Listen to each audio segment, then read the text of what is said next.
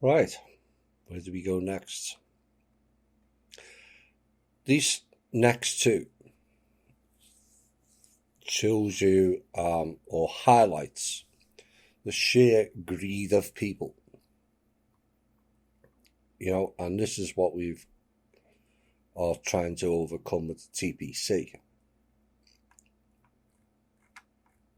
It boggles the mind sometimes, the depths to which these psychopaths will go to. But the first one is a recent report to shareholders on advancements in gene therapy done by Goldman Sachs analysts that asked the awkward and revealing question, it beggars belief, is curing patients a sustainable business model? Was the question. And the potential to deliver one-shot cures is one of the most attractive aspects of gene therapy, genetically engineered cell therapy, and also gene editing, according to the analyst Salveen Richter. And he called it, the paper was called The Genome Revolution. And then he said, however, such treatments offer a very different outlook with regard to recurring revenue versus chronic therapies. While advancements in the biotech industry add tremendous value for patients and society, it could represent a challenge for genome medicine developers looking for a sustained cash flow.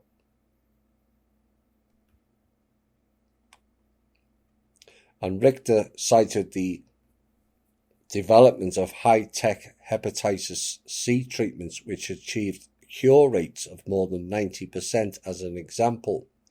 The company's sales for those treatments peaked at $12.5 billion in 2015, but are predicted to be less than $4 billion this year. Ooh. How will they survive on $4 billion?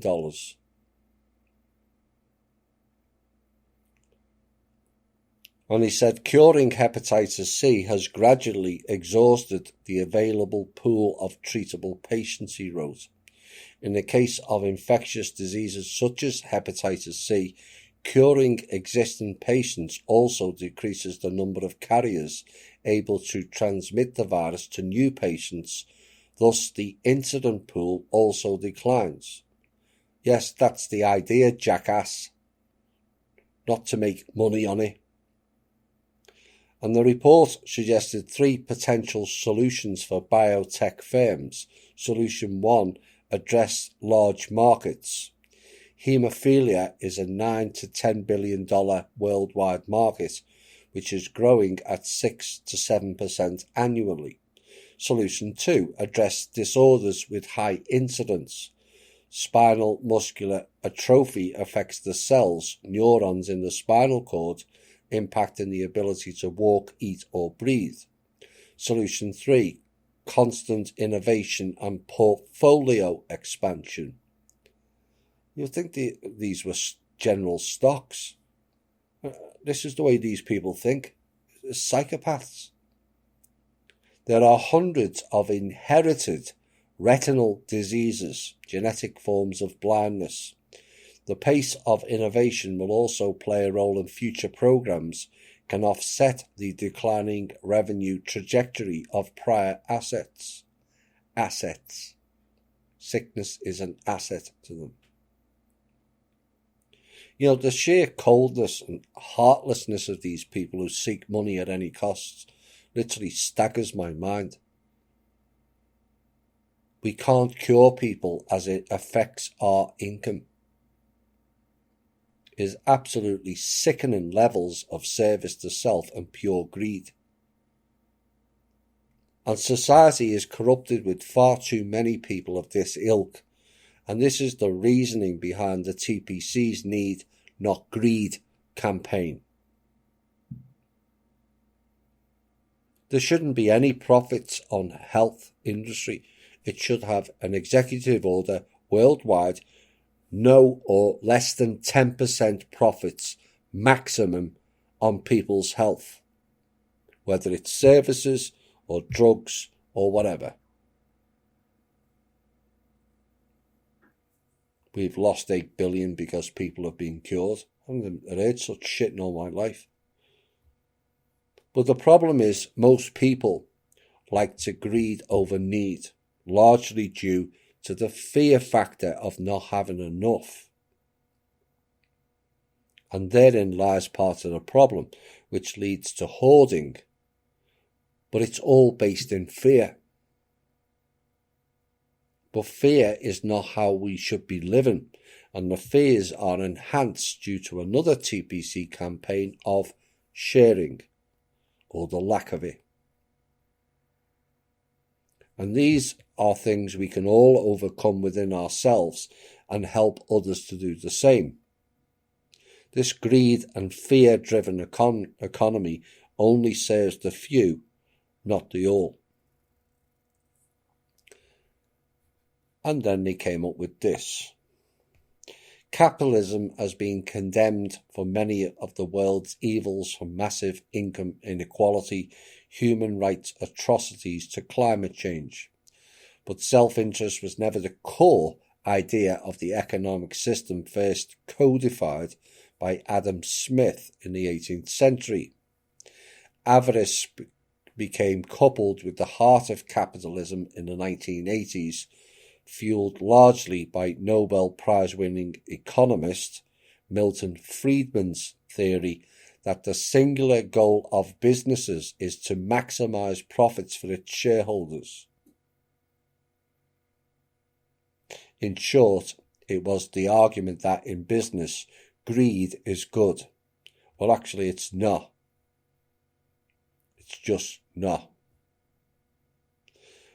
And now a new global alliance with Pope Francis as its moral leader, it said, is pushing to rescue the heart of capitalism and reorient it as a force for social good.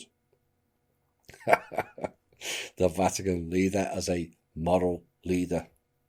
Whilst their flock live in dire poverty, the church has wealth beyond all reason. Their ceremonies decked in gold and precious jewels is enough without the archive of galleries, national treasures of the people, and vast hoards of stolen loot from several wars and the Crusades. But the founding members of the Coalition for Inclusive Capitalism with the Vatican comprises of large corporations, yes, the same one who have been looting everything, like the Bank of America, BP, Estee Lauder, EY, Johnson & Johnson, MasterCard, Merck, Salesforce, and also Visa. It also includes grant-giving bodies like the Ford Foundation and the Rockefeller Foundation. New boss, same as the old boss. Government bodies as well as the International Trade Union Confederation, the world's largest workers' rights group. And each organisation has committed to changing aspects of its business model, that which will be audited annually via a scorecard system.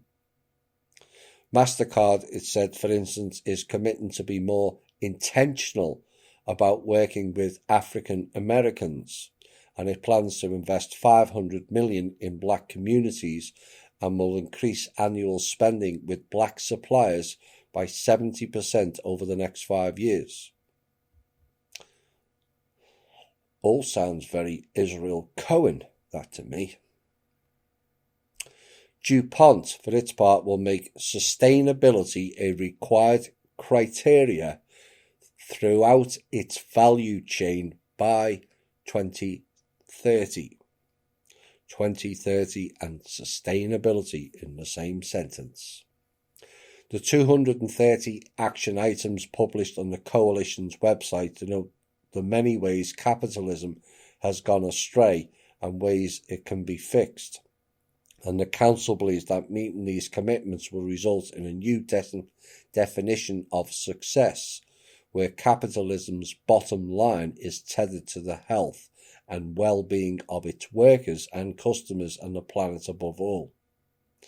Lynn Forrester de Rothschild, another Rothschild still alive, the coalition's founder, contends that the alliance isn't another caucus for big corporations. Well, why are they included then?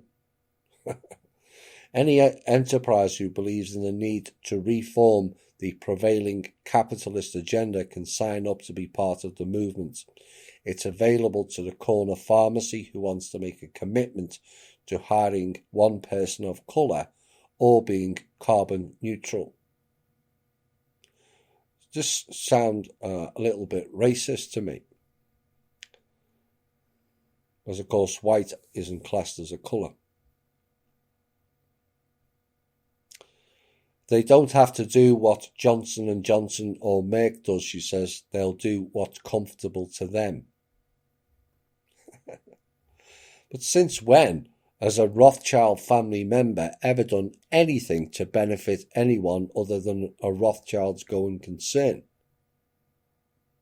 And all this marketing corporate speak makes me want to vomit, frankly.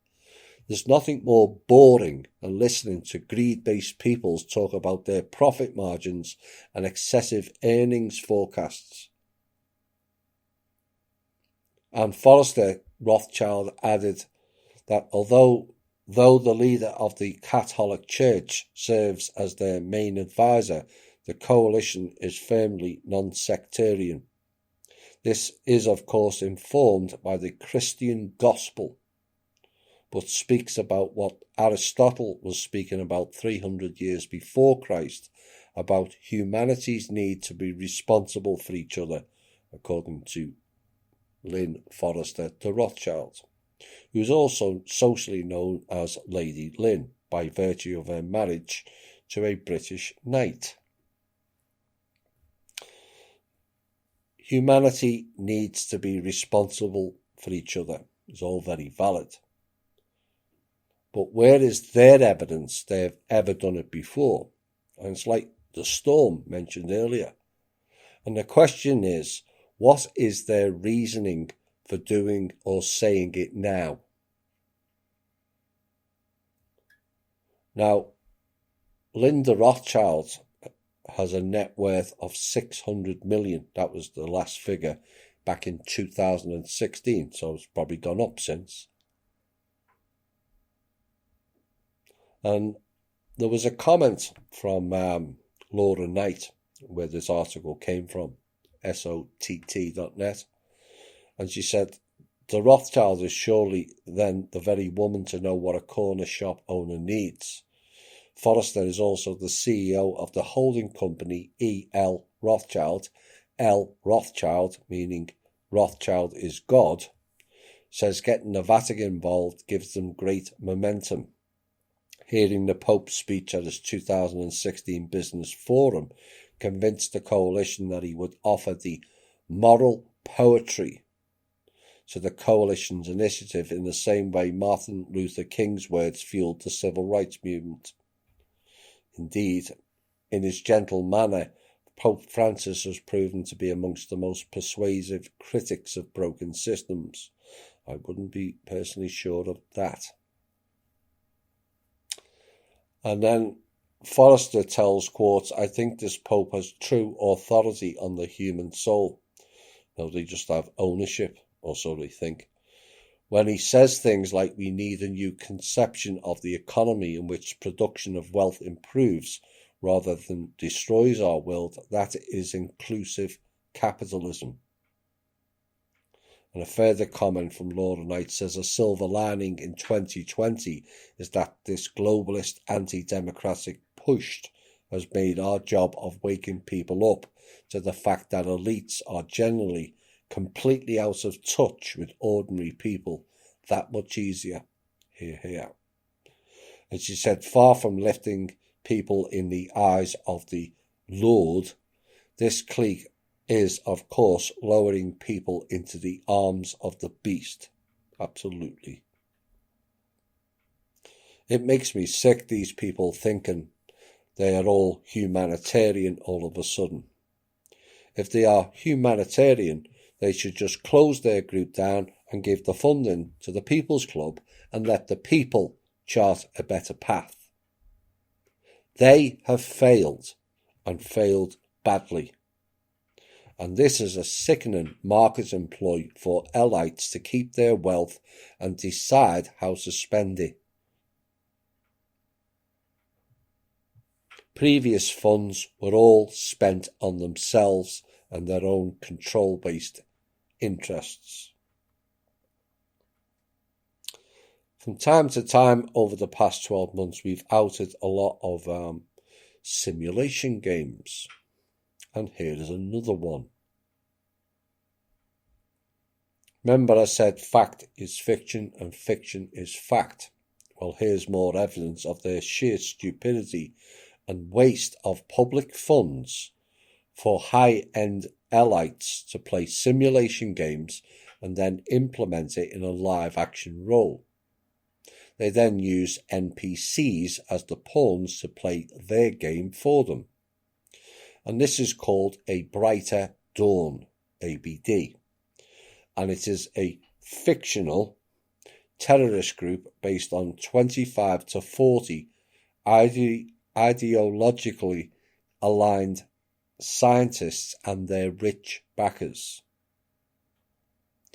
It was mentioned in the background material used in the 2018 Clade X pandemic exercise at Johns Hopkins and released a deadly virus around the world to achieve a big reset from overpopulation. Oops. A Brighter Dawn was established in the 1990s in the United States. The group's stated purpose was to slow and eventually reverse the degradation of the planet that was occurring from overpopulation.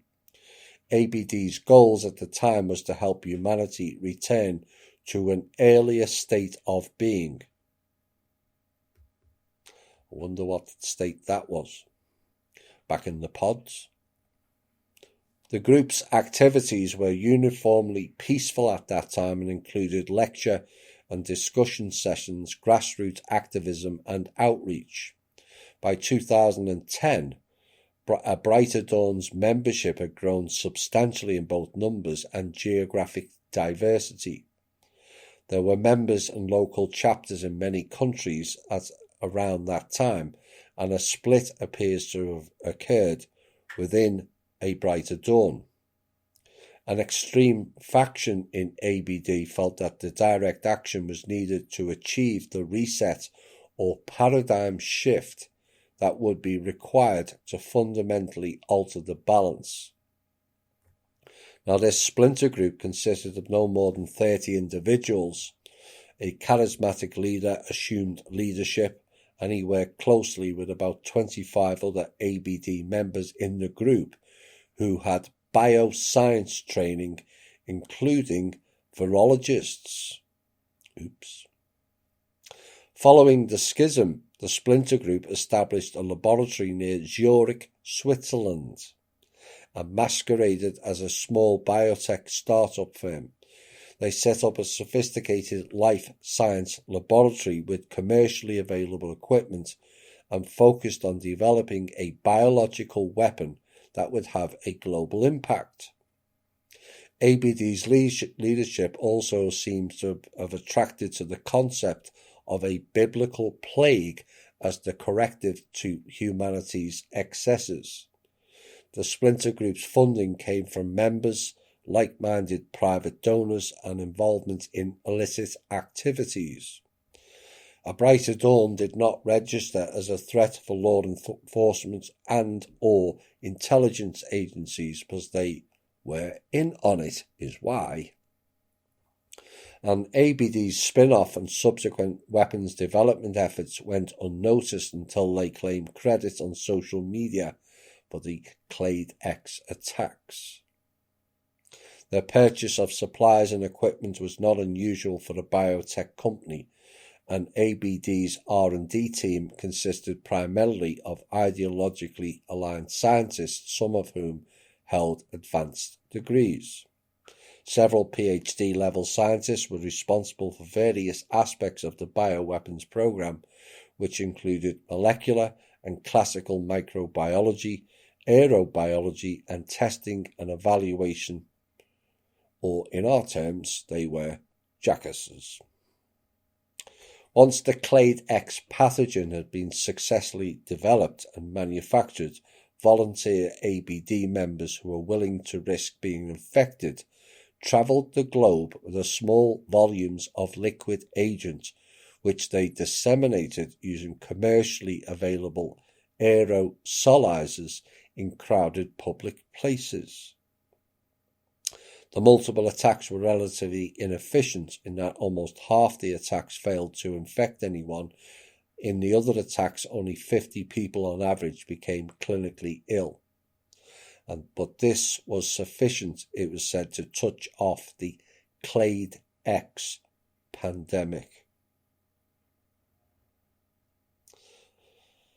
But here's perhaps the pointer, and are several hints, notations of a separate species running things here on this planet.